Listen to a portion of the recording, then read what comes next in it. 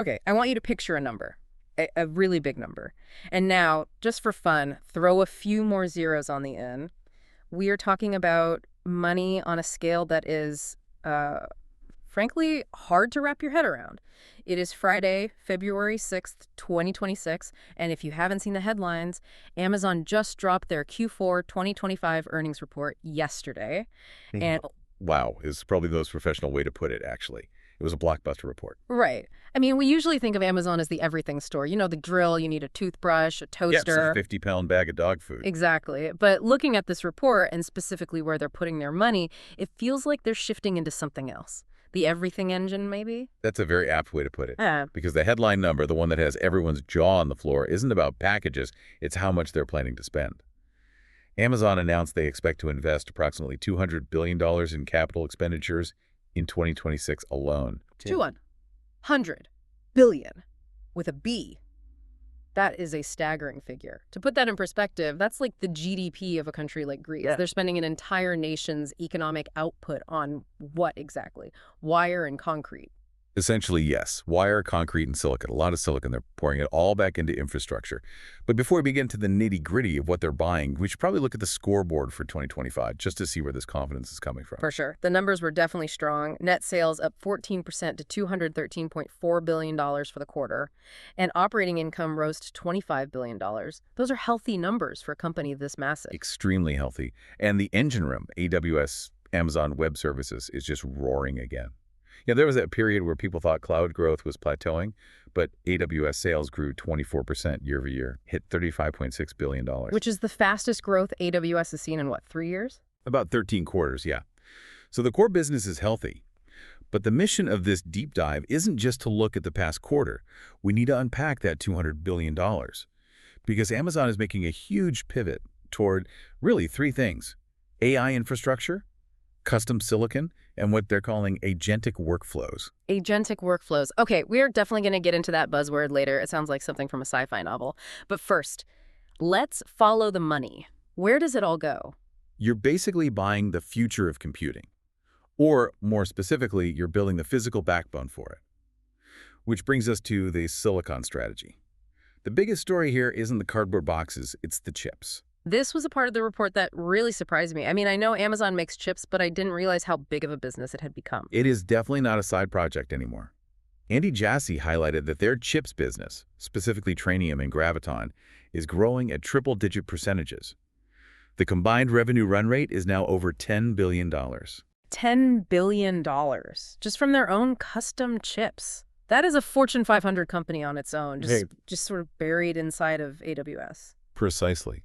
And you have to understand why they're doing this. For so long, the AI world was, it's still largely dependent on one company. NVIDIA. Right, the NVIDIA tax. If you wanted to train a model, you paid it. Amazon decided a few years ago they didn't want to be a renter forever. They wanted to be an owner. So they're building their own chips. And the star of the show right now is Trainium. As the name suggests, it's designed specifically for training these huge AI models. And the demand is just insatiable. They mentioned Trainium 2 is fully subscribed. They've landed 1.4 million of these chips already. 1.4 million chips. And they aren't just sitting in a warehouse. This was my ha-ha moment reading the report. They talked about Project Rainier. Yeah, it sounds like a secret government operation, doesn't it? It does. What is it? It is, and this is a wild number, the world's largest operational AI compute cluster. It uses over 500,000 of those Trainium 2 chips. Wait, pause there. 500,000 chips. In one single cluster. In one coordinated system. Usually when we talk about supercomputers, we're impressed by 20 or 30,000 GPUs. This is 500,000. The engineering involved is just mind-boggling. And it's not just for show, right?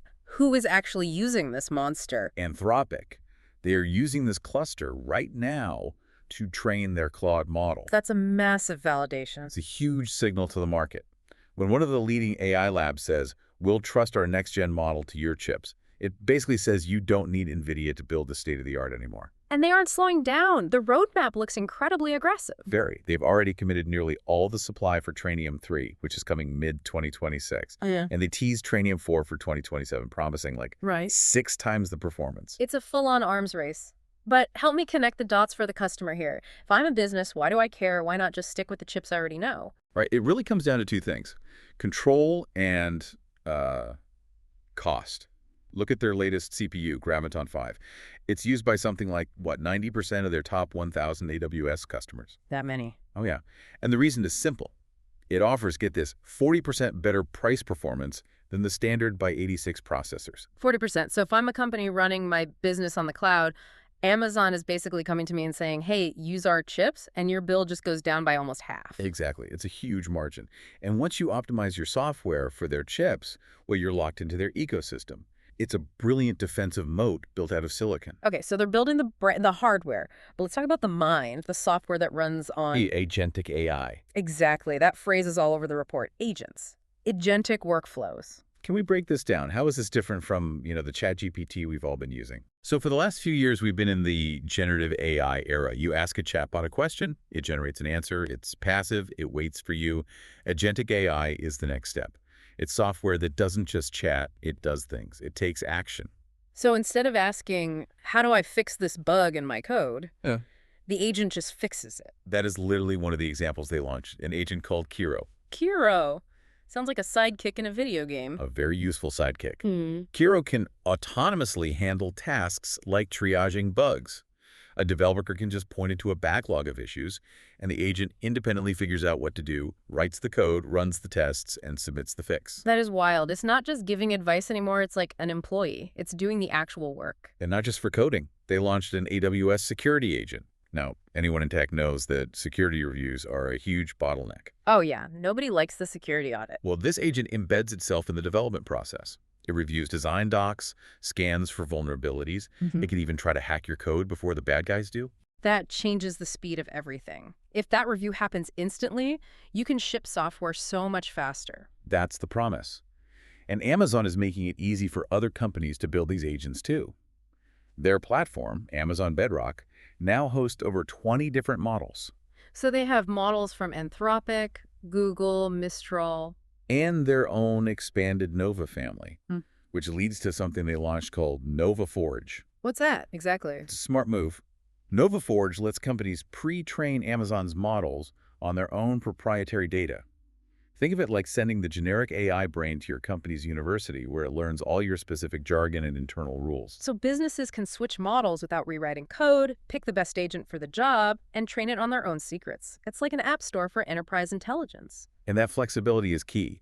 In a world where AI changes every week, you don't want to bet the whole company on one model provider. Yeah. Amazon is positioning itself as the neutral ground, the Switzerland of AI. Okay, let's pivot.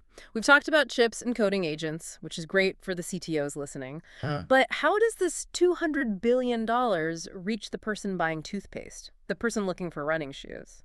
Well, if you're a Prime member with the app on your phone, you've probably already met it, Rufus. Rufus, the little corgi icon. I'll be honest, when it first launched, I thought, great, another chatbot that's going to misunderstand me. But the numbers, they're staggering. They really are. Rufus is now used by over 300 million customers. Yeah. But here's the statistic that matters. It generated nearly $12 billion in incremental sales. Wait, unpack that word incremental. That means sales that wouldn't have happened otherwise. Correct. That's $12 billion found in the couch cushions. It means a customer wasn't sure what to buy, asked Rufus a question, got a helpful answer, and clicked buy. Without that, they might have just closed the app. That's incredible. And it's getting smarter, right? The report mentioned it has buy for me capabilities. Yes, and this goes right back to that agentic theme. Rufus isn't just a search bar anymore. It can now shop in other online stores and actually execute purchases for you. It's becoming a personal shopper. Rufus, get me that birthday gift from my mom. And it just happens. That's the goal. Yeah. And speaking of search, I saw that lens usage is way up. That's the visual search where you take a picture of something. Oh, I use that all the time. I break apart on my dishwasher. I have no idea what it's called. Just take a Yeah, picture. Exactly. Usage is up 45% year over year. People are realizing it's just easier to snap a photo Yeah. than to try and describe a weird plastic hinge thing. But here's the thing. All the smart shopping agents in the world, they don't matter if the package takes a week to get there. And Amazon seems to be just breaking the laws of physics on delivery lately. They hit their fastest speeds ever globally in 2025. But look at the rural numbers. The number of monthly customers getting same-day delivery in rural areas nearly doubled. That's impressive. Usually rural areas are the last to get those upgrades. And for city dwellers, there's Amazon now. They're expanding it. Thousands of items in 30 minutes or less. 30 minutes. That's faster than ordering a pizza. It creates a habit, and they're leading into groceries heavily. Same-day grocery delivery is now in over 2,300 cities. And perishables, milk, eggs, produce make up 9 of the top 10 most ordered items, so people are trusting them with fresh food. This is where that AI investment pays off in the physical world. This is the everything engine. You can't deliver milk in 30 minutes to that many cities without an AI-driven logistics network predicting where that milk needs to be before you even order it. It anticipates the need. Precisely. It's a flywheel powered by silicon. All right, let's talk about the fun stuff. Media. Because apparently, Amazon is also a major TV network now. Thursday Night Football seems to be working out. To say the least. It averaged over 15 million viewers, up 16%. But the real blockbuster was that NFL wildcard game, Packers versus Bears. Oh man, that game, I think everyone I know was watching that. Statistically, they were. It was the most streamed NFL game in history. Over 31 million viewers. That's Super Bowl territory for streaming. It proves the platform can handle it now. And they're taking it global. The NBA on Prime debuted in 200 countries. They're just locking in sports rights everywhere to make Prime indispensable. And on the hardware side, the actual gadgets, there's a big change coming to Alexa. A significant business model shift. They announced Alexa Plus Plus. It's a standalone subscription, $19.99 a month, though it's free for Prime members. That's interesting. For a decade, Alexa was a loss leader. They practically gave the Acrodots away. Now they're charging. Because the new Alexa is agentic. If it's going to manage your home and shop for you, it requires a lot more computing power. So they're pivoting to a service model. If it actually works, maybe it's worth it. And I saw they launched a color Kindle Scribe. Finally. With AI-powered notebook search, again, AI sprinkled into everything. Plus satellite internet. Leo Ultra. Gigabit speeds from space. It's a competitor to Starlink. Shows they're tagging connectivity from every single angle. Okay, so we have chips, agents, robots delivering groceries, football, and satellites. But there is a catch. There's always a catch. That $200 billion spending spree. How's that hitting the bottom line? This is the part that makes investors sweat. Free cash flow. The cash left over after paying the bills. In 2024, Amazon had a free cash flow of $38.2 billion, a massive pile of cash. And for 2025? It dropped to $11.2 billion. Ouch, that's a steep drop. That's nearly a 70% decrease. It is. And the reason is clear in the report. Purchases of property and equipment jumped by over $50 billion. That is almost entirely driven by AI investments. So they're taking their profits and immediately burning them to buy GPUs and build data centers. It just illustrates the massive cost of staying competitive in this AI arms race. Even for Amazon, this is expensive. They're betting a very large portion of the farm that this infrastructure is the future. High stakes. But Andy Jassy seems confident. You have to remember, Amazon has always been willing to be misunderstood for long periods of time. They did it with AWS, they did it with Prime, now they're doing it with AI infrastructure. So what's the big picture here if we zoom out? Amazon is effectively running two massive interlocking businesses. On one side, you have this hyper-efficient, AI-optimized retailer, and on the other, you have a capital-intensive infrastructure builder that is laying the concrete for the AI age. And for us, the listeners, the regular people? It means the world gets faster and more predictive. Your deliveries are faster, your shopping assistant is smarter, and the apps you use at work are about to get a lot more autonomous. It also signals that the AI build-out phase is definitely not over. If Amazon is spending $200 billion this year, they think we're just getting started. Absolutely. They're building capacity for a world where AI is everywhere. Which brings me to a thought I've been mulling over. We talked about Kiro, the coding agent, and Rufus, the shopping agent. Amazon is automating the two hardest parts of their loop, writing the software and selling the goods. That's a fair assessment. So with this $200 billion, they're building the physical and digital nervous system of the future economy. They control the brain with the chips, the nerves with the internet, and the hands with the logistics. It's a level of vertical integration we really haven't seen in a very, very long time. Exactly. So here's the question I want to leave you with. As they automate more code with Kiro and more shopping with Rufus, at what point does the software start making the strategic decisions too?